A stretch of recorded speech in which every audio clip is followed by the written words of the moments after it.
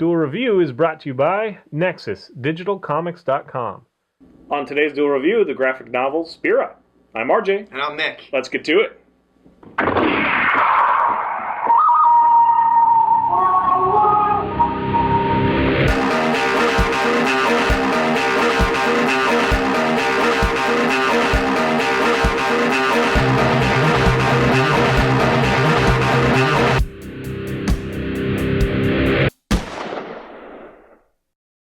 Today is the 12th of September, and we're taking a look at the graphic novel Spera. That's right, and it's been produced by Archaea Publishers, and it's one of those nice hardcover ones, just like Rust, if you remember our review on that. And these I'm really drawn to. I really love, having a solid book like this, because I don't know, it kind of reminds me of the books that I used to read as a child, I guess, and the art inside kind of as well reminds me. So this was like a nostalgic read for me, but it is its own entity. It is very interesting. The story behind the story is interesting, and I'll get to that in a second. So the writer is Josh Tierney, and the interesting thing about it is this started off as an online comic with Josh writing and a slew of artists doing the work. So if you go to Spera Comic, I think you just Google it and you can find it. I think there's like Spera-comic.com.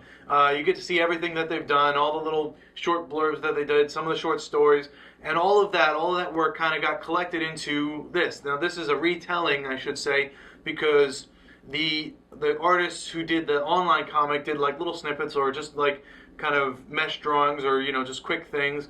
But this really compiled it all, and each one has there's like 6 or 7 artists in this. The first one being my favorite. I think the one who did the first issue is probably my favorite artist of them, and this is the one that I really gravitate to the most. And each one has their own, it says the artist right there. So the first one was Kyla Vanderglut, and which is probably why I don't remember. Kyla Vanderglut, right? What do I know? Right. So the story follows Lona and Pyra and their adventures to Spera. Now what happens is Pyra's mother attacks and kills Lono's father and the kingdom, and she kind of overthrows the kingdom. And to escape, Pyra takes Lono with her friend Yonder, or Hef. Hef starts off as a man, and he becomes this fire spirit dog, Yonder. And they go to Spera, the magical kingdom that they've only ever heard about in fairy tales, in order to... Actually, I don't know why they go to Spera. Is that ever explained? We need to run away, and they go to Spera. They're escaping his mother. Right. But I don't know why her specifically. Mother. I say his because it looks like a boy, but it's that's the problem. In the first artist, that Kyla Vanderglut, she does a wonderful job, and yes, Pyra does look like a boy because he has the short hair. But it's understood that it's a she, and once you get past that, it's fine. But in later iterations, later artists, the Yonder doesn't look like a giant dog or wolf. It looks like a fox. It kind of shrinks, but that's kind of understandable. But more importantly, the women sometimes look like boys. They look like something else. It kind of throws me off. And it's like, wait, which one is that? Because they both kind of have this blonde hair. Yeah, one artist really changes the way the characters look. Right. Like clothes as well. So it's Continue on with what you... I'm reserving my criticism. Right. So the story, it's not a complete story. There's a second volume coming out.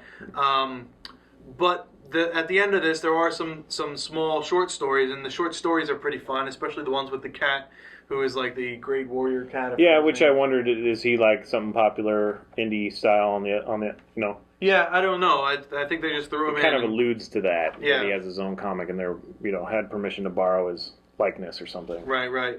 But it was fun. I enjoyed it. The book itself is again nostalgic. It kind of brought me back. It is kind of childish, or the storytelling is mildly childish, and that sometimes you really don't know what's going on.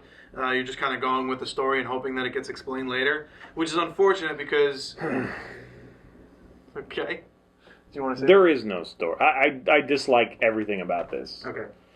There is no story. I mean, the only little bits of story you get are heavily borrowed from other properties that you're already familiar with. And then the only character I like is Yonder, the flaming wolf, and that's like kind of an iconic thing in Japanese lore, and it reminds me of Princess Mononoke, although they don't have the fiery thing, but a beast that's your friend that you ride on and whatever. There's just no exposition, there's no real time taken, and the way they changed the art. I don't like the art. I don't like the characters. I just it's one of those things that they probably just did it as kind of a fun project, and then they said, oh well, we should actually polish this up and try to sell it, but they didn't think about polishing up the story. Possibly, I don't know. I really don't like anything about this, and I couldn't figure out why he liked it. I think it taps into childhood. I think it taps into the childhood because he kept bringing up fairy tales, and it's like, well, it's not nearly as in depth as like Grimm's fairy tales or any fairy tales we grew up with. So it just reminds you of it, and I think you're projecting stuff that you enjoyed as a child onto this. But on its own, it does not stand. I don't know. It does not stand. I kind of disagree with that statement because, to me, there's a lot here that could be fleshed out. There's a lot of directions that they could go in. But I'm the type of person who likes filling things in. So if I see a possibility, I kind of run with it. Plus, I like the fact that Pyrrha's mother, the female character, is the one who overthrew the king. So that's kind of but again, interesting to me. Literally a sentence. So I mean, if you like to fill all this stuff in, then that's great. But I don't see how that's really storytelling. Well, I mean, it is interesting. You are curious about Yonder's story. You are curious about and yet you get no explanation whatsoever. So it is purely like it sets you off, I guess. It sets your imagination going, and that's why you enjoy it. But possibly. To me, it's like, I've seen this a million times, and you really aren't giving me anything to go off of, so I might as well just, write my own story. Maybe that's why you like it. I don't know. Yeah, I'll stop talking now. No, it's fine. I trust your opinion, and I completely validate a lot of the things that you say.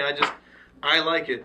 With the exception of the swapping art, that kind of throws me off. He also paid money for it, so you're a little disposed to like it once you do that. No. The money's gone. I'm not worried about that anymore. Plus, it's something to have, and I really do like the first artist's art. I really do.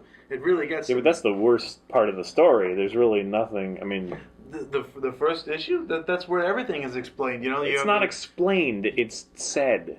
You're right. It's like touched upon. We are on the run from your mother. And that's it. There's no. But now. And here's a sword. That's it. But now you have all of these other stories that could happen on their road to Spera. All the magical creatures that they could run into. Yeah, all the cool stuff. If that happens, I might reevaluate. But as it stands, it does not stand. In where it stands, it doesn't stand. In one story at the end here, it talks about Pyrrha's sword. Now, the first time you see Pyrrha's sword, it's being spewed out by Yonder, who has kept it guarded, and so he spits it out and gives it to her. And she is trying to imbue some magic into it. So she goes to see, I don't know, a witch or some kind of creature, I don't know, who lives in there, and she grants her the ability to give it power by sending out a crystal monster that she must defeat, and then the rubies get absorbed into the sword, which is interesting. No, you got that all wrong, man. She added to the sword the ability to basically take souls and right. And so the first challenge is kind of like an FU for demanding that she give the power to the sword. Is like, well, I'm going to give you. He's like, it absorbs and gets powerful as I'm doing the work. That's not a gift. And she's like, okay, well, I'll give you your first soul, and it ends up being this big old crystal demon that she gets to be. And I don't know. That was still pretty good to me. I like that. Yeah, but again, that's like after the story. That's one of those side stories that you're talking about. Right. So the main story just has no fleshed out bits. I think the main story has a lot of potential. I think it could go in many different directions. Right, but if the potential isn't realized in this first volume, how can it ever be potentialized? You know what I mean? If they go back and restart and then fill in that stuff, I mean, this is just like an outline. It's a project, and I give them props for doing it as far as getting it together. And it's not easy to do this, especially when you collaborate with a bunch of people. But right, and I just found no redeeming quality entertainment to it. I did. I dug it. I like the binding. I like the story. The potential of the story. Nothing to do. I mean, yes, I do like how it's pretty nice. Yeah, but expose. I think there's a lot. I think there's potential here. I mean, I wouldn't go out and buy it simply because he is having such an opposition to it, and you should save your money where you can. I would return it if I could. But I think it's worth it. I'm going to check out the second one when it comes out, and I'm going to hope for the best. And if it doesn't explain some things, if it doesn't touch upon the the mother's invading army and that kind of stuff, I may stop reading. But for now, I'm happy with it. I'm okay with it. All right. So I guess that's it. Subscribe on YouTube, please, and follow our great playlists. Game Lab's been a lot of fun. Moonflower, of course, and Thank you. And please leave comments. We love comments, and you can support us and our new digs by buying our wares at spiderwolf.com. That's right. We have T-shirts and card games, short stories, art prints, more to come. See you later. Oh. I had to get one. At least one. I don't think either of us have ever had a shutout. I think we've at least got one.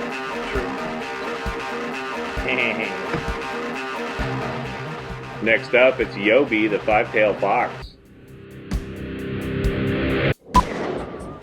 Welcome to the land of Spera. I come from the land down under. Something and women plunder. I don't know where it goes. Women plunder? Yeah, it's something like that, right? No. Oh. Yes, vengeance. It means this book sucks ass. That's what we were going to do. We were going to do it so that our dual review would determine who was right, but then we started agreeing on things. It was weird. So we didn't need to do the And at the end. I think disagreeing is fine. I like it because it does remind me of my childhood, and you don't like it because it's stupid. Pretty much. But I don't know. I still well, we already talked about it, so it's not a big deal.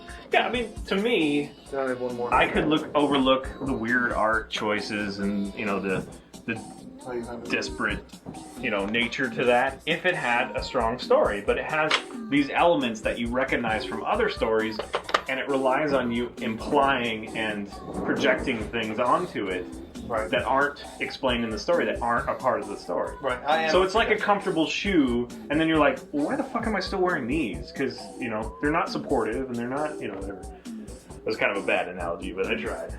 It was an interesting analogy. I was wondering where you were going to go with it. No, it's like a comfortable shoe. So it's like, yeah, you don't really want to wear it because it doesn't look very pretty, and it doesn't support you, but it's what you're used to, and it's comfortable, and it reminds you of things that are no longer valid. Okay. To me, it's like a cereal you loved as a kid, and then you eat it, and you're like, yeah. Where it's like playing Hunter the Reckoning, where it's like you loved it. Well, no, because you still like Hunter the Reckoning. No, I don't. Oh, okay, then it's like that. Where I it's do, like, but I don't. Why did I like this? Well, I know why I liked it. That was awesome when it came out. Well, I know why I like that. It wasn't awesome when it came out. It reminds you of things that were awesome when you were a kid. True. It's like an extrapolation. It's like, I don't know. I like it. I like that there's two female lead characters. Pyrrha Who being... both look like boys. Well, no, she's not... Lona's not supposed to look like a boy. She just happens to every once in a while. A testament to the art. And I like Pyrrha, so... I think her impulsiveness is kind of endearing. Okay, anything else? Now that you look like a sad, rejected boy. I like it. Shut up.